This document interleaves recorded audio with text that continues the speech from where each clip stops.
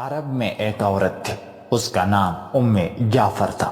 انتہائی سخی تھی، لوگوں میں ایسے تقسیم کرتی تھی کہ دائیں کو بائیں ہاتھ کا پتہ نہ چلے۔ کچھ دنوں سے وہ ایک راستے سے گزرنے لگے۔ اس راستے پر دو اندھے بیٹھے ہوئے تھے۔ یہ دونوں صدائیں لگاتے۔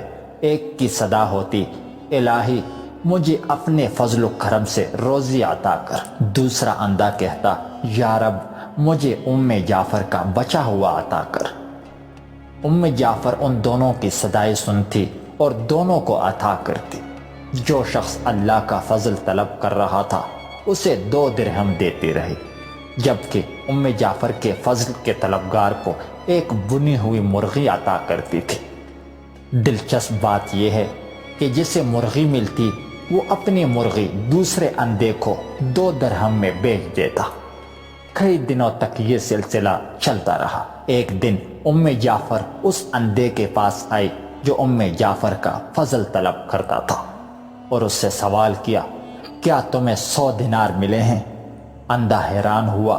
اس نے کہا، نہیں، مجھے صرف ایک بنی ہوئی مرغی ملتی تھی جو میں 2 درہم میں بیچ دیتا تھا۔ ام جعفر نے کہا، جو اللہ کا فضل طلب کر رہا تھا میں اسے 2 درہم دیتی تھی، اور تمہیں بنی ہوئی مرغی میں 10 درہم ڈال کر دیتی رہی۔ اندھے نے اپنا سر پیٹنا شروع کر دیا۔ وہ چیخنے اور چلانے لگا، ہائے میری کم بختی، کاش میں ایسا نہ کرتا، میں مارا گیا۔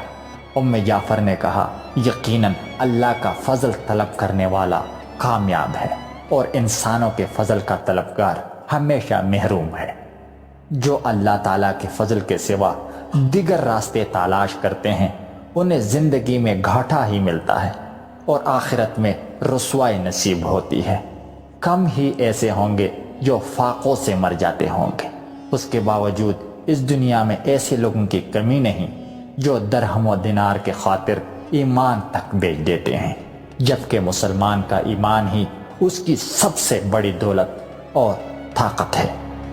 اگر آپ کو یہ ویڈیو اچھی لگی ہو تو پلیز چینل کو ضرور سبسکرائب کیجیے گا۔ میں روزانہ اسی طرح کی ویڈیوز اپلوڈ کرتا رہتا ہوں۔ شکریہ۔